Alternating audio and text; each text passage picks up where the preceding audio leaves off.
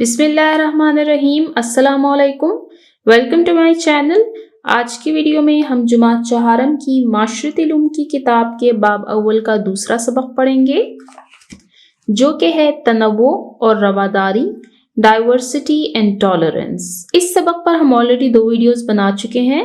First video में हमने तनव्वु और रवादारी के बारे में पढ़ा और अमन और तनाज़े के बारे में पढ़ा, जबकि दूसरी वीडियो में हमने तमद्दुनी शऊर और उमूमी आदाब के बारे में पढ़ा। आज की वीडियो में हम इस सबक की मश्क को हल करेंगे।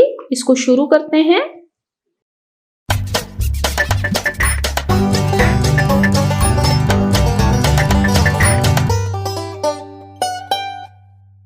मेरे करने के काम, work for me to do. सवाल नंबर 1, दिए हुए सवालात के मुख्तसर जवाब लिखिए।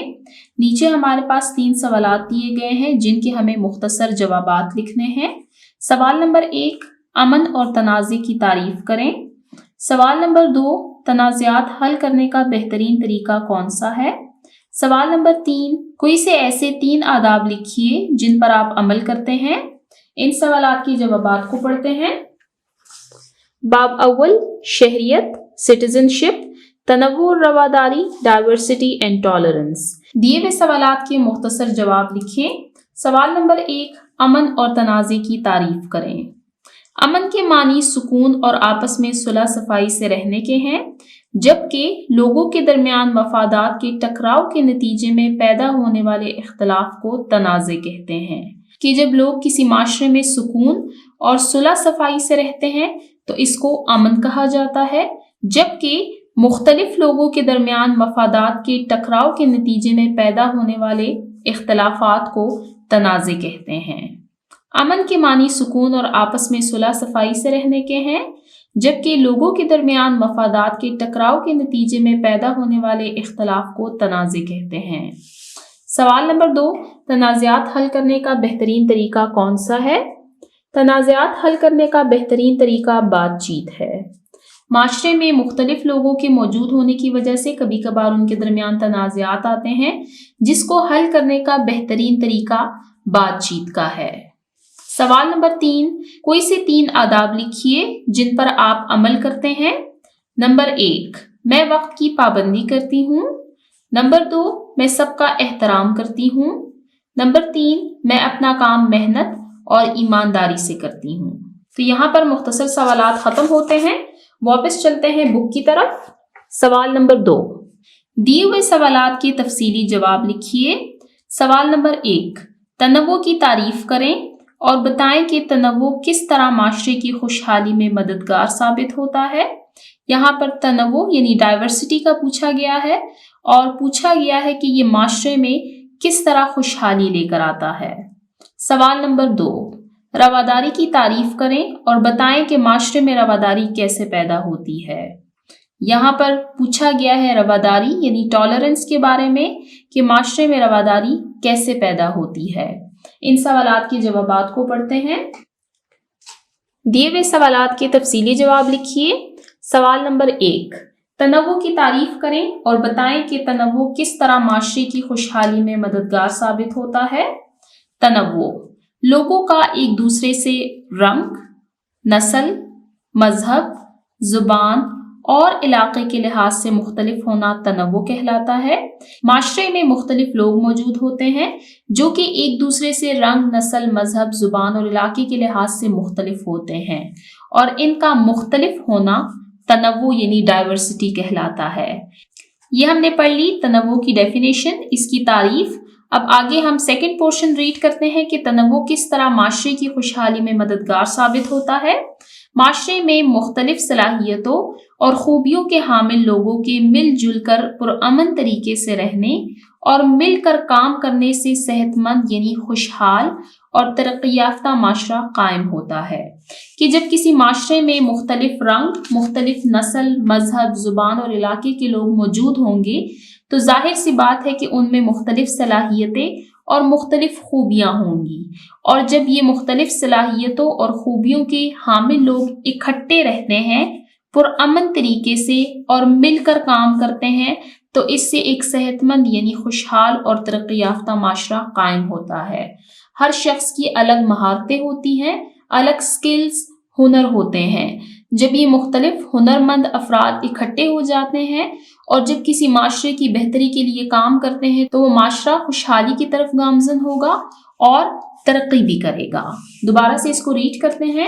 لوگوں کا ایک دوسرے سے رنگ، نسل، مذہب، زبان اور علاقے کے لحاظ سے مختلف ہونا تنوع کہلاتا ہے۔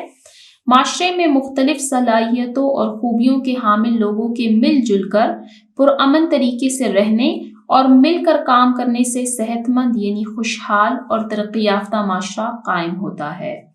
سوال نمبر 2، رواداری کی تعریف کریں اور بتائیں کہ معاشرے میں رواداری کیسے پیدا ہوتی ہے۔ رواداری معاشرے میں مختلف عقائد، نظریات اور رویوں کا احترام کرنا رواداری کہلاتا ہے۔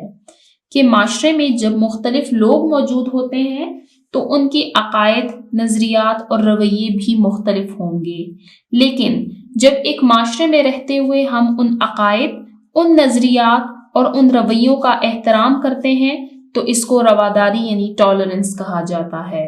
اور یہ معاشرے میں کیسے پیدا ہوتی ہے؟ دوسروں کے نقطۂ نظر اور عقائد کا احترام کرنا اور مثبت سوچ اور رویہ اختیار کر کے ہم معاشرے میں رواداری پیدا کر سکتے ہیں۔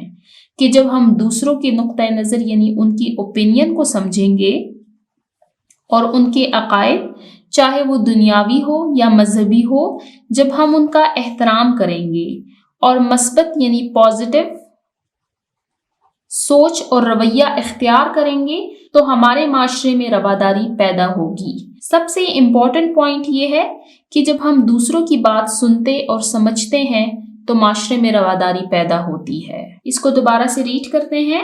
معاشرے میں مختلف عقائد، نظریات اور رویوں کا احترام کرنا رواداری کہلاتا ہے۔ دوسروں کے نقطۂ نظر اور عقائد کا احترام کرنا اور مثبت سوچ اور رویہ اختیار کر کے ہم معاشرے میں رواداری پیدا کر سکتے ہیں۔ یہاں پر تفصیلی سوالات ختم ہوتے ہیں۔ اب چلتے ہیں نیکسٹ پیج نمبر 12 کی طرف۔ سوال نمبر 3، اپنے گھر، اسکول یا محلے میں پیش آنے والا کوئی ایسا واقعہ لکھیے جس میں آپ نے کسی بات پر اختلاف کیا ہو، اختلاف کی وجہ بھی لکھیں۔ یہ ایک اورل ایکٹیویٹی ہے۔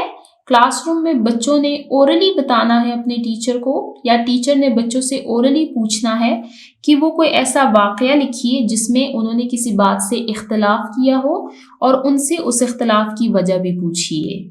اسکول، گھر یا محلے میں۔ گھر کی بات ہم گھر میں رہنے دیتے ہیں، بات کرتے ہیں اسکول اور محلے کی۔ یہ میں آپ کو اورلی بتا رہی ہوں، آپ اس کو غور سے سنیے کہ میرے کلاس میں بچوں نے مجھے ایسا کون سا واقعہ اسکول یا محلے کے بارے میں بتایا جس میں انہوں نے کسی سے اختلاف کیا ہو۔ تو مجھے اپنے اسکول کی ایک بچی نے بتایا کہ جب بھی ہماری کلاس کی اسمبلی کی باری ہوتی ہے تو ہماری ٹیچر صرف چند بچوں کو ہی اسٹیج پر جانے کا موقع دیتی ہے، جبکہ ٹیچر کو چاہیے کہ وہ تمام بچوں کو یکساں مواقع فراہم کرے۔ ان کا اختلاف بالکل درست ہے۔ ہر بچے کو یہ موقع فراہم کرنا چاہیے کہ وہ اپنی ایبلٹیز اور اپنی کانفیڈنس کو بوسٹ کرے۔ نیکسٹ پوائنٹ ہے محلے کے بارے میں۔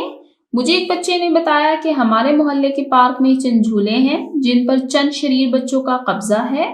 محلے کے لوگوں کو چاہیے کہ ان بچوں کو سمجھائیں کہ یہ جھولے تمام بچوں کے استعمال کے لیے ہیں۔ ان کا یہ اختلاف بالکل درست ہے کہ جھولے تمام بچوں کے لیے ہے تو تمام بچوں کو ہی ان کو استعمال کرنا چاہیے۔ تو یہ تھا ہمارا کوسچن نمبر 3 جس میں ہم نے گھر، اسکول یا محلے میں پیش آنے والا کوئی ایسا واقعہ لکھنا ہے جس پر کسی بات پر اختلاف کیا ہو اور اختلاف کی وجہ بھی بتانی ہے۔ آپ مجھ سے اپنے ایکسپیرینسز کامنٹ سیکشن میں شیئر کیجئے۔ چلتے ہیں نیکسٹ کوسچن کی طرف۔ کوسچن نمبر 4، اپنے علاقے یا شہر کے اچھے شہری ماڈل سٹیزن کا انتخاب کریں، اس کی چند نمایاں خصوصیات لکھیے۔ یہ امپورٹنٹ کوسچن ہے کہ آپ نے اپنے علاقے یا شہر میں کسی ایک اچھے شہری ماڈل سٹیزن کا انتخاب کرنا ہے اور اس کی چند نمایاں خصوصیات لکھنی ہیں۔ خصوصیات وہ کوالٹیز کی جن کی وجہ سے آپ کہہ رہے ہیں کہ وہ ایک اچھے شہری یعنی ماڈل سٹیزن ہے، تو وہ آپ نے کوٹ کرنی ہے۔ یہ کوسچن بھی میں آپ کو اورلی بتا رہی ہوں۔ آپ اس میں کسی کا نیم بھی لکھ سکتے ہیں جو آپ کے لیے ایک اچھے شہری ماڈل سٹیزن ہے۔ میرے علاقے میں مسٹر اور مس ڈیش بہت اچھے شہری ہیں کیونکہ ان میں یہ مندرجہ ذیل خصوصیات موجود ہیں۔ وہ خوش مزاج ہیں، صبر و تحمل سے کام لیتے ہیں، سب کی عزت کرتے ہیں، صفائی کا خیال رکھتے ہیں، سچ بولتے ہیں، لڑائی جھگڑے کی صورت میں مسائل حل کرواتے ہیں۔ اس کے علاوہ اور بھی کئی ساری خصوصیات ہو سکتی ہیں۔ میں نے اپنے ماڈل سٹیزن کی کچھ خصوصیات آپ کو بتائی ہیں۔ اب چلتے ہیں نیکسٹ کوشچن نمبر 5 کی طرف۔ دی ہوئی تصویر میں بچہ کس بنیادی حق سے محروم ہے؟ تحریر کریں۔ یہاں پر آپ کو ایک پکچر دی گئی ہے، آپ دیکھ سکتے ہیں یہ تقریباً 9 سے 10 سال کا بچہ ہے جو کہ کارخانے میں کام کر رہا ہے۔ نیچے لکھا ہوا ہے کارخانے میں کام کرتا ہوا بچہ۔ تو ہم نے بتانا ہے کہ یہ بچہ کس بنیادی حق سے محروم ہے۔ تو اس کا آنسر لکھتے ہیں، کارخانے میں کام کرنے والا بچہ تعلیم کے حق سے محروم ہے۔ اس بچے کو چاہیے کہ یہ اسکول جائے اور اپنی تعلیم مکمل کرے، لیکن یہ بچہ تعلیم کے بنیادی حق سے محروم ہے۔ کارخانے میں کام کرنے والا بچہ تعلیم کے حق سے محروم ہے۔ چلتے ہیں نیکسٹ ٹاپک کی طرف۔ ہمارے کرنے کے کام، work for us to do. یہاں پر ایکٹیویٹیز دی گئی ہیں آپ کو 3۔ فرسٹ ایکٹیویٹی ہے سرگرمی نمبر 1، چارٹ پر کمرہ جماعت اور اسکول کی چند ایسے اصولوں کی فہرست یعنی لسٹ بنائیں جن پر ایک اچھا طالب علم عمل کرتا ہے۔ یہاں پر آپ کو ایک ایکٹیویٹی دی گئی ہے جس میں آپ نے ایک چارٹ بنانا ہے اور اس چارٹ میں آپ نے کچھ ایسے اصول یعنی پرنسپلز لکھنے ہیں جن پر ایک اچھا طالب علم یعنی ایک اچھا اسٹوڈنٹ عمل کرتا ہے۔ یعنی وہ کون سے ایسے پرنسپلز ہیں، کون سے ایسے کام ہیں، کون سے ایسے اصول ہیں جن پر اگر ایک طالب علم عمل کرے تو وہ ایک اچھا یعنی ایک گڈ اسٹوڈنٹ بنے گا۔ اس کا آنسر میں آپ کو یہی بک پر مینشن کر دیتی ہوں۔ یہ کچھ امپورٹنٹ پوائنٹس ہیں، آپ اس کو نوٹ کر سکتے ہیں۔ کوڑے کو کوڑے دان میں پھینکنا، اساتذہ کی عزت کرنا، اسکول میں تمام بچوں کے ساتھ پیار سے پیش آنا،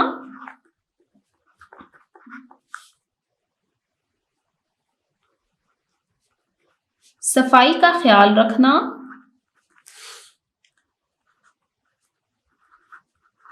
پڑھائی پر توجہ دینا،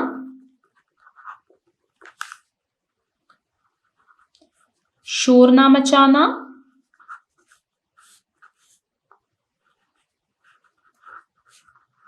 لڑائی جھگڑے سے دور رہنا،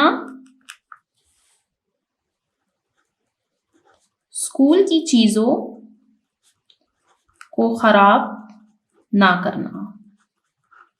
تو یہاں پر میں نے آپ کو چند اصول بتائے ہیں جس پر ایک اچھا طالب علم عمل کرتا ہے، جیسے کہ کوڑا کوڑے دان میں پھینکنا، اساتذہ کی عزت کرنا، اسکول میں تمام بچوں کے ساتھ پیار سے پیش آنا، صفائی کا خیال رکھنا، پڑھائی پر توجہ دینا، شور نہ مچانا، لڑائی جھگڑے سے دور رہنا، اسکول کی چیزوں کو خراب نہ کرنا۔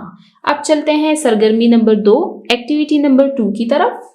اپنے اسکول یا محلے میں درخت لگانے کی مہم یعنی کیمپین صاف اور سرسبز پاکستان کا آغاز کریں کہ اپنے اسکول یا محلے میں بچوں کو درخت لگانے کی مہم صاف اور سرسبز پاکستان کا آغاز کروائیں، کہ بچوں سے کہیں کہ زیادہ سے زیادہ درخت لگائیں جس سے ہمارا ملک پاکستان صاف اور سرسبز بنے گا۔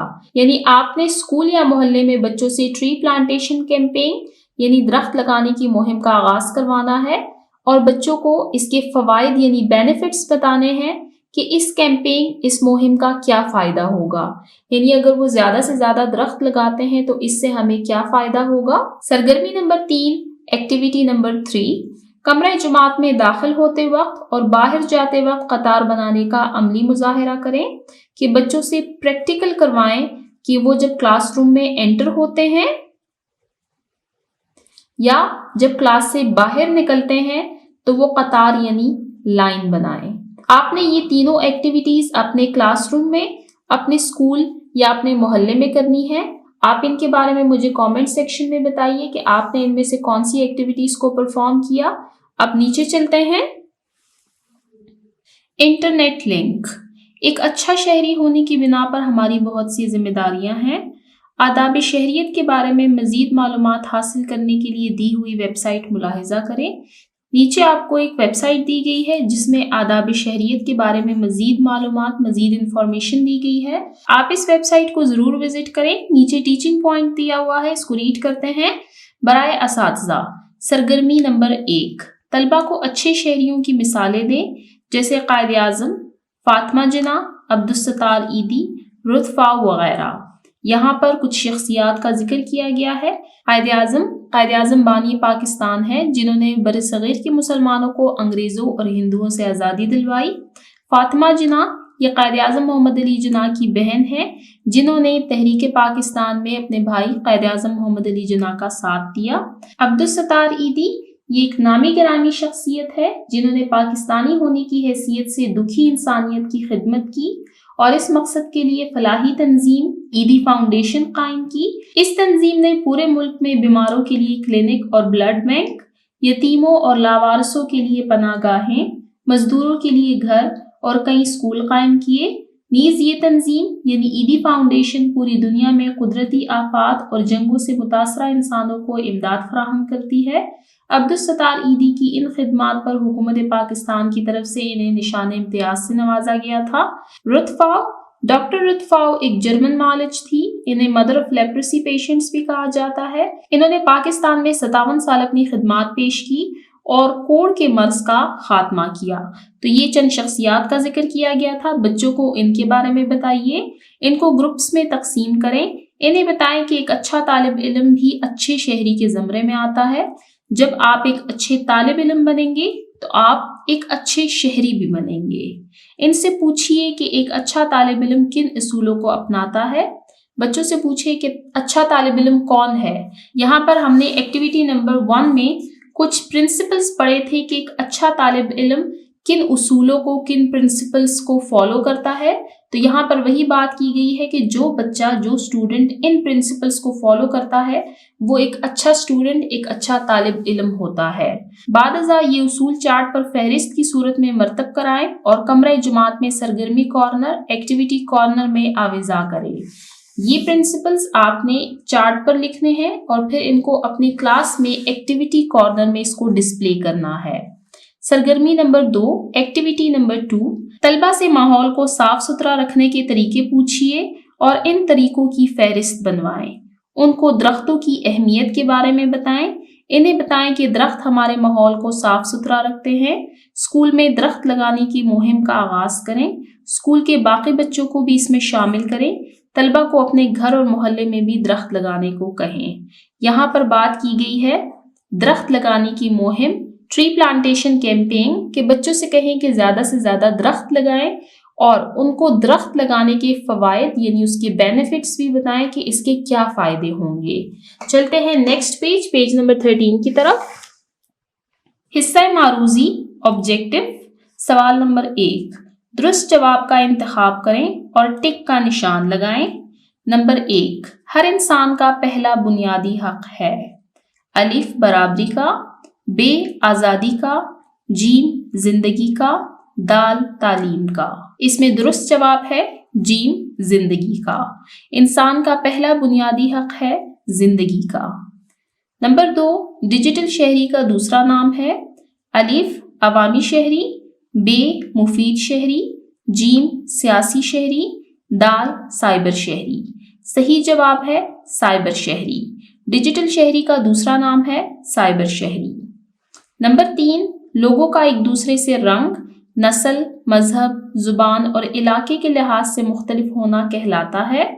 الف رواداری، ب مساوات، جیم تنوع، دال انصاف۔ درست جواب ہے تنوع۔ لوگوں کا ایک دوسرے سے رنگ، نسل، مذہب، زبان اور علاقے کے لحاظ سے مختلف ہونا تنوع کہلاتا ہے۔ نمبر 4، کسی معاشرے میں رہتے ہوئے لوگوں میں آداب و اخلاقیات کا شعور کہلاتا ہے۔ نمبر 1، تمدنی شعور، बे अमन, जीम तनाज़े, दाल तनव्वु। दुरुस्त जवाब है तमद्दनी शऊर।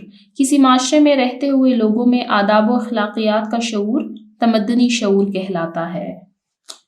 नंबर 5, नरम लहजे में बात करना शामिल है। अलिफ हुकूक में, बे फराइज में, जीम तनव्वु में, दाल आदाब में। दुरुस्त जवाब है दाल आदाब में।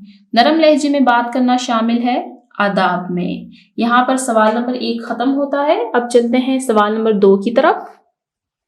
दुरुस्त जुमले के सामने टिक और गलत के सामने क्रॉस का निशान लगाएं। नंबर 1, डिजिटल शहरी की ऑनलाइन सरगर्मियां उसके साथ साथ दूसरों को भी मुतासर करती हैं। ये जुमला दुरुस्त है। नंबर 2, लोगों की मालूमात, तस्वीर या काम को महफूज करने की इजाज़त हासिल करना ज़रूरी है। ये जुमला दुरुस्त है। आप उनकी इजाज़त के बगैर उनकी मालूमात, तस्वीर या काम को महफूज नहीं कर सकते। नंबर 3, हर किसी को इजहार राय और तकरीर का हक हासिल है। ये जुमला दुरुस्त है। नंबर 4, अमन के मानी सुकून और आपस में सुलह सफाई से रहने के हैं। ये जुमला दुरुस्त है। नंबर 5, बातचीत इख्तलाफात ख़त्म करने का हल नहीं है। ये जुमला गलत है। बातचीत इख्तलाफात को हल करने का बेहतरीन तरीका है। यहाँ पर सवाल नंबर 2 खत्म होता है। अब चलते हैं सवाल नंबर 3 की तरफ। कॉलम अलिफ को कॉलम बे से मिलाएं।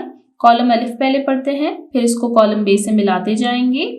कॉलम अलिफ, बातचीत करना, तालीम, खुराक और सेहत। कवानीन की पाबंदी और एहतराम करना, अमन से। अब कॉलम बे को पढ़ते हैं और साथ में इसको मिलाते जाएंगे। बुनियादी इंसानी हुकूक हैं। तालीम, खुराक और सेहत बुनियादी इंसानी हुकूक हैं। हमारे फ़राइज़ में शामिल हैं कवानीन की पाबंदी और एहतराम करना। माशरे में एतमाद, एहतराम और सुकून की फ़िज़ा कायम होती है अमन से। अमन से माशरे में एतमाद, एहतराम और सुकून की फ़िज़ा कायम होती है। किसी भी मसले के हल की तरफ पहला कदम है बातचीत करना। बातचीत करना किसी भी मसले के हल की तरफ पहला कदम है। यहाँ पर सवाल नंबर 3 खत्म होता है और इसके साथ ही बाब अव्वल का दूसरा सबक तनव्वु और रवादारी भी खत्म होता है। नेक्स्ट वीडियो से हम इंशाल्लाह बाब नंबर 2 शुरू करेंगे। जिन बच्चों ने अभी तक मेरे चैनल को सब्सक्राइब नहीं किया, काइंडली मेरे चैनल को सब्सक्राइब करें ताकि हर आने वाली वीडियो आपको टाइमली मिल सके। Thank you.